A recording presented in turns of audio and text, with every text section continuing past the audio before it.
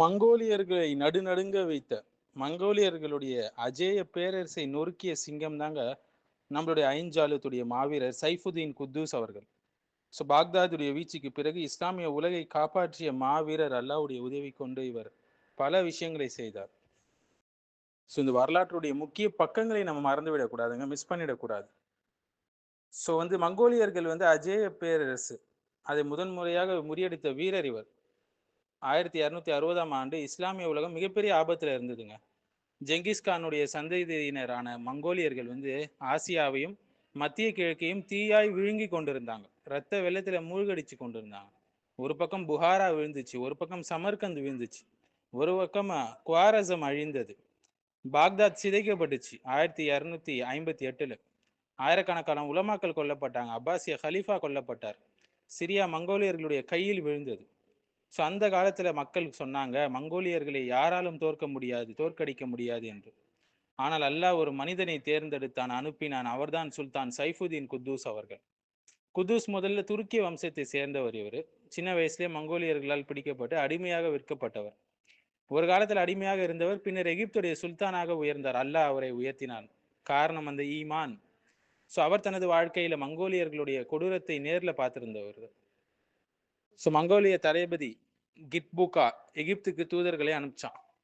அவங்களுடைய கடிதம் எங்களை எதிர்த்த நாடுகள் அனைத்தும் அழிஞ்சிச்சு, எங்களிடம் சரணடைங்க, இல்லைன்னா உங்களுக்கும் அதே நிலைதான் என்று மிரட்டினான். பல அரசர்கள் பயந்திருக்கலாம், ஆனால் குத்தூஸ் பயப்படவில்லை.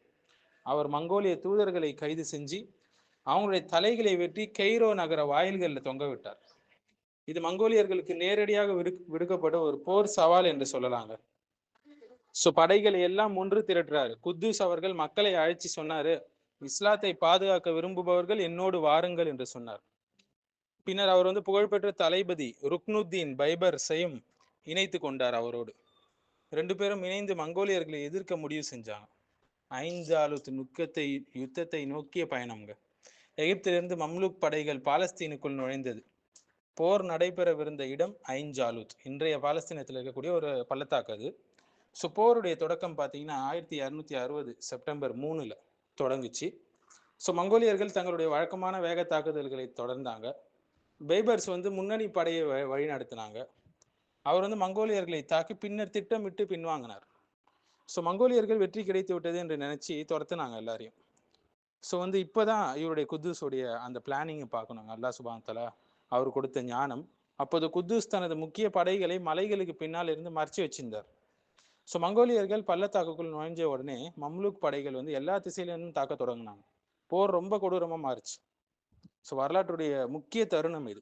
ஒரு கட்டத்துல மம்லூக் படைகள் சற்று தடுமாறுச்சு. அந்த நேரத்துல சுல்தான் குத்தூஸ் தனது தலை கவசத்தை கழற்றி போர்க்களத்தின் நடுவே பாய்ந்து உறக்க கத்தனர், வா இஸ்லாமா, வா இஸ்லாமா என்று. ஓ இஸ்லாமே, உனக்காக நான் வந்து விட்டேன் என்று. அவருடைய வீர முழக்கம் படை வீரர்களுடைய மனதுல நெருப்பை மூட்டியது. அவர்கள் மீண்டும் என்ன செஞ்சாங்க, தாக்குதல்களை தொடர்ந்தாங்க. குத்தூஸ் முதல்ல துருக்கிய வம்சத்தை சேர்ந்தவருங்க. சின்ன வயசுலயே மங்கோலியர்களால பிடிக்கப்பட்டு அடிமையாக விற்கப்பட்டவர், நம்ம எல்லாருக்குமே தெரியும். அவருடைய வீர முழக்கம் படை வீரர்களுடைய மனசுல ஒரு நெருப்பை மூட்டுச்சு இல்லைங்களா. மங்கோலிய தளபதி கிட்புகா பிடிக்கப்பட்டான். அவன் குத்தூஸின் முன் கொண்டு வரப்பட்டான். சரணடைய மறுத்தான். பின்னர் அவன் கொல்லப்பட்டான். மங்கோலியர்களுடைய முதல் பெரிய தோல்விதான் இந்த ஐஞ்சாலுத் யுத்தம். மங்கோலியர்கள் தோற்றாங்க. அவங்களுடைய அஜேய என்ற புகழ் உடைந்தது. சிரியா மீட்கப்பட்டுச்சு, எகிப்து காப்பாற்றப்பட்டுச்சு, இஸ்லாமிய உலகமே முழுமையாக வீழ்வது தடுக்கப்பட்டது. பல வரலாற்று ஆசிரியர்கள் என்ன சொல்றாங்கன்னா, ஐஞ்சாலுத் போர் இல்லை என்றால் மங்கோலியர்கள் எகிப்தையும் வட ஆப்பிரிக்காவையும் கைப்பற்றி இருப்பாங்க என்று சொல்றாங்க. வரலாற்று ஆசிரியர் டேவிட் நிக்கோல் கூட என்ன சொல்றாருன்னா, Ain Jalut one of the decisive battles in world ஹிஸ்டரின்னு சொல்றாரு. உலக வரலாற்றையே மாற்றிய போர்கள்ல ஒன்று என்று சொல்றாரு. அடிமையாக விற்கப்பட்டு சுல்தானாக உயர்ந்தவர் சைஃபுதீன் குத்தூஸ் அவர்கள். அல்லாஹ் அவருக்கு ரஹ்மத் செய்யட்டும். மங்கோலிய தூதர்களை எதிர்த்து நின்றவர்.